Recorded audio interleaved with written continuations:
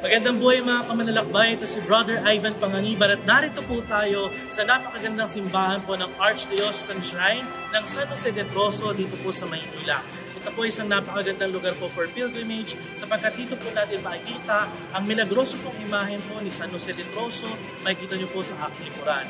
Ito po ay isa po sa napakaganda po ng mga imahen ng ama po ng banal na pamilya. Isa pong magandang pagkakataon na dalawin po ang isang dambana na nagpapahalaga po sa mga pamilya tulad po ng pagpapahalaga ni San Jose kay Jesus at sa Mahal na Birheng Maria.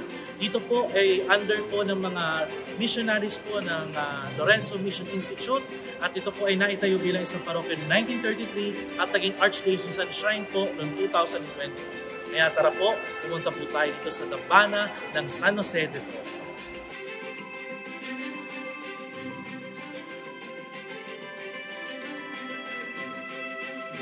Manalangin tayo.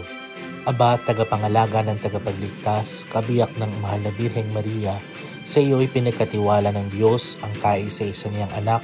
Sa iyo nagtiwala si Maria, sa piling mo si Kristo ay naging tao.